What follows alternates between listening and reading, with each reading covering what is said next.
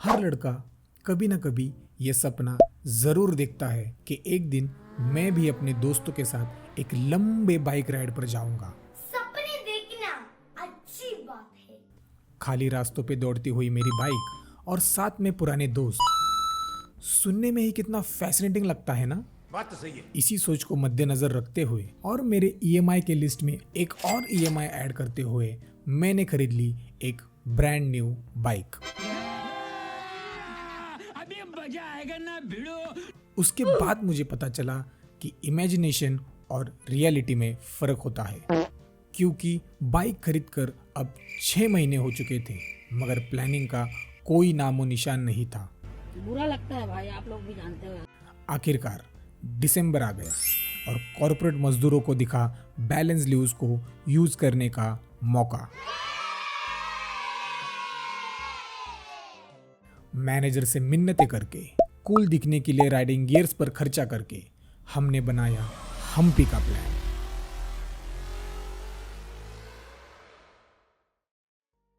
इस प्लानिंग में शामिल था मैं द ऑर्गेनाइजर, मेरा दोस्त विकास को ऑर्गेनाइजर और प्रणीत द कॉमन लिंक।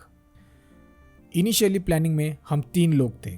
ठीक है। फिर ऐड होता है प्रतीक, प्रणीत का भाई, जिसे सिर्फ रिटर्न जर्नी में कोस्टल रोड का मजा लेना था। अच्छा, उसके बाद ऐड होता है निखिल, जो कि है प्रणीत का फ्रेंड।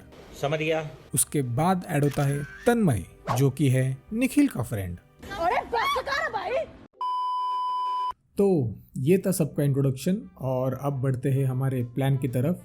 तो प्लान कुछ इस तरह था। हमारा स्टार्टिंग पॉइंट था पुणे, उसके बाद हम कवर करने वाले थे बादामी और हम्पी।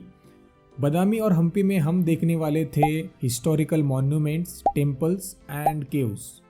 उसके बाद स्टार्ट होने वाली थी हमारी रिटर्न जर्नी। रिटर्न जर्नी में हमने प्लान किया था दांडेली, जहाँ पे होता है रिवर राफ्टिंग और कायाकिंग। उसके बाद गोवा बॉर्डर से होते हुए हम जाने वाले थे कोंडूरा, ये बीच लोकेटेड है वेंगुर्ला में। उसके बाद हम जाने वाले थे कशेली बीच, जो कि है कोकन में। और ऑफ कोर्स हमारे पास बाइक थी तो कोकन का कोस्टल रोड कैसे मिस करते, जो कि है कशेली और गणपतिपुले के बीच में, और एट द एंड गणपतिपुले से सीधा पुणे। ये था हमारा पूरा प्लान ऑफ सर्कल, जिसमें हम कवर करने वाले थे अप्रोक्सीमेट 1700 से 1800 किलोमीटर। और इन सभी डेस्टिनेशंस पे हमने जो भी पॉइंट्स कवर किए हैं उसका डिटेल डिस्क्रिप्शन इस शीट में है।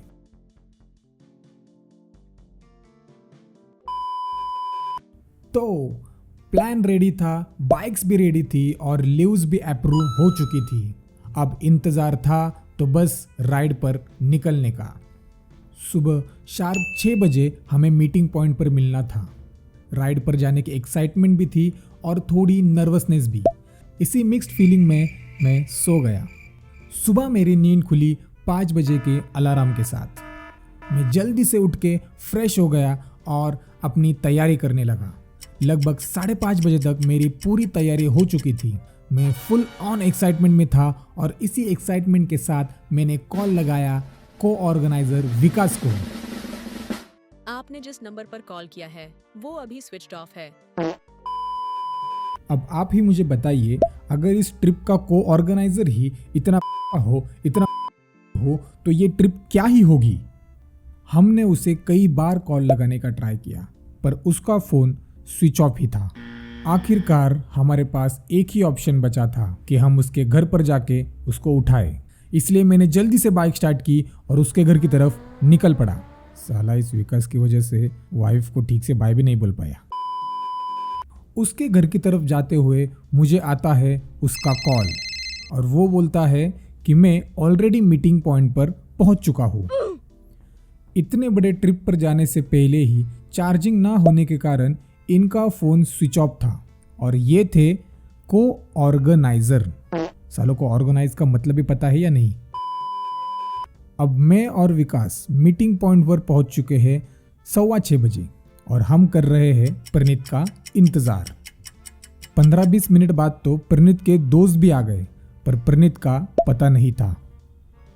सुबह ठीक 6 बजे हमें ट्रिप शुरू करनी थी और अब बज चुके थे 6:45। अभी मैं गाली नहीं दे सकता। नहीं, गाली नहीं देना। अब फैमिली फैमिली देखती है, वरना मैं ऐसे ऐसे गाली दूं, ऐसे ऐसे गाली दूं ना, जिंदगी भर याद रखें ये बड़े भाई। किती टाइम काय अरे ले लेना प्रत्येक राईडला करायचं कंपल्सरी आहे का? काय झालं त्या बाजूला?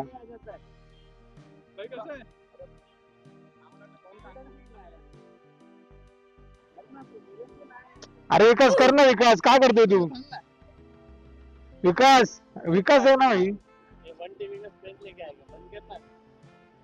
बंद करना नहीं, तेरा होना चाहिए इधर तो। दादा विकास कॉल उचले थे। अरे मग तो कॉल उचलून आला तरी इथे तो मेरे को क्या बता दे, हम फिर रिलैक्स हो गया ना। अरे चार्जरच आणला मी, बोलला एवढे टाइम आम्ही रिलॅक्स, अब जाके उधर क्या ही करना। हो गया, इंट्रोडक्शन हो गया। अरे तुम्हाला जे ह्याला छोड़ के जाने लगे मग काय जैसे तैसे करके करीबन 7 सवा 7 बजे हमने की अपने राइड की शुरुआत।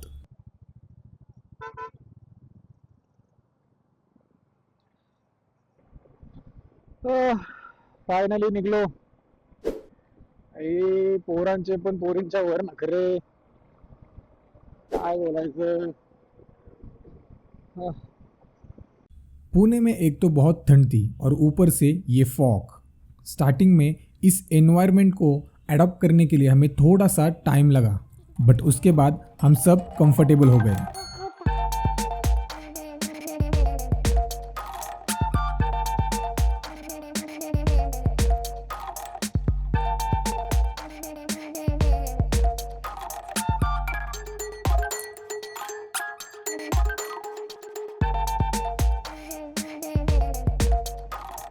राइड का मजा आ ही रहा था कि तभी प्रणीत हक दिया।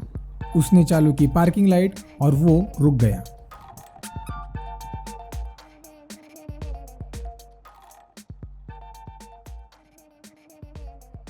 मे बी उसके बैग का फिर से कुछ इश्यू हुआ था। हमारा प्लान ये था कि विकास राइड लीड करेगा और मैं टेल में रहूँगा, यानी सबसे पीछे।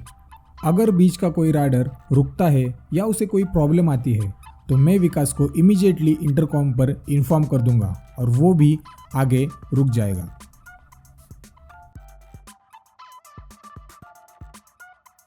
लकीली थोड़े से एडजस्टमेंट के बाद प्रणीत वॉज गुड टू गो।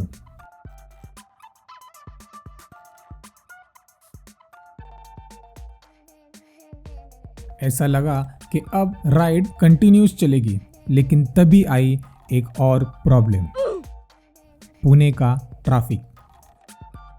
कुठं म्हणलं होतं हायवेनी गाडी 60-70च्या खाली येणार नाही, काय बोलायचं।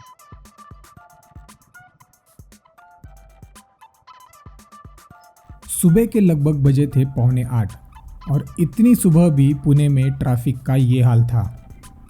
इतनी सुबह भी बाइक राइड पर आपको ऐसी ट्रैफिक मिल जाए तो मूड खराब हो ही जाता है।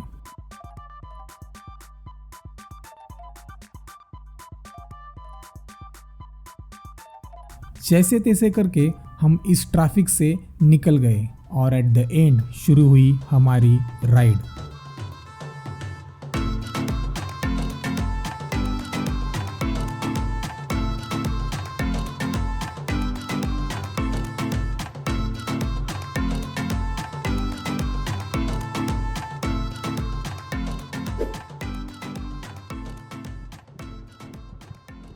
अरे थांब, इथं पुढचा रस्ता दिसला नाही, कुठं रापराप येतोय। अरे भाई पुढची गाडी काय मोठी गाडी आहे, काय दिसत नाही पुढे भाई। अरे भाई सिरियसली काय दिसत नाही पुढे।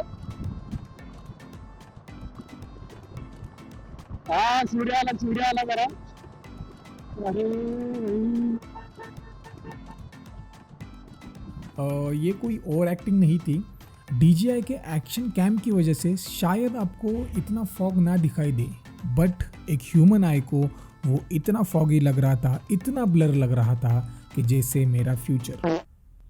अब सूरज देवता आ चुके थे तो थोड़ी ठंड कम हो चुकी थी और फॉग भी कम हो चुका था। हमने अच्छा खासा डिस्टेंस भी कवर कर लिया था। अब बारी थी घाट सेक्शन की।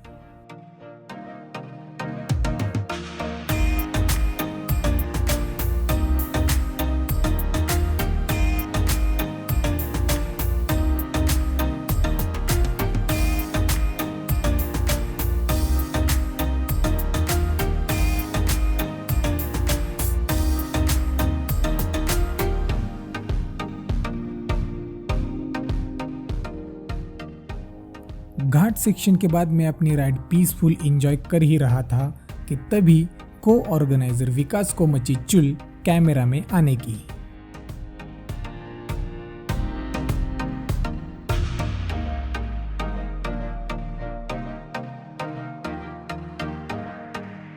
लेकिन एक सेकेंड, ये साला कर क्या रहा है? अच्छा, सल्यूट मार रहा है।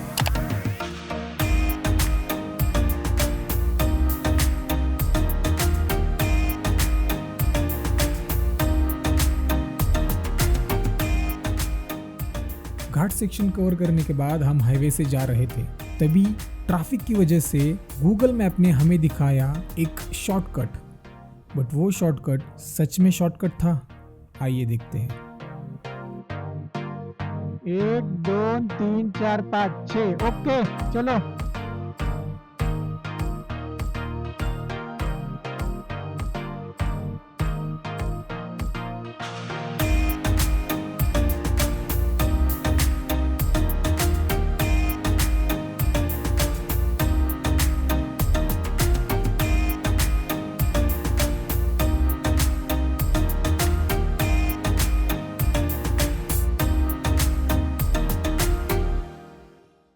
इस शॉर्टकट की वजह से हमने किया सांगली को बाईपास और पहुंच गए महाराष्ट्र और कर्नाटक की बाउंड्री के पास।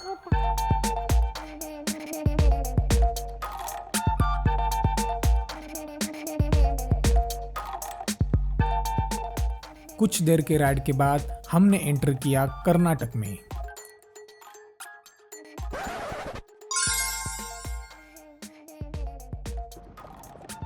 Welcome to Karnataka bro.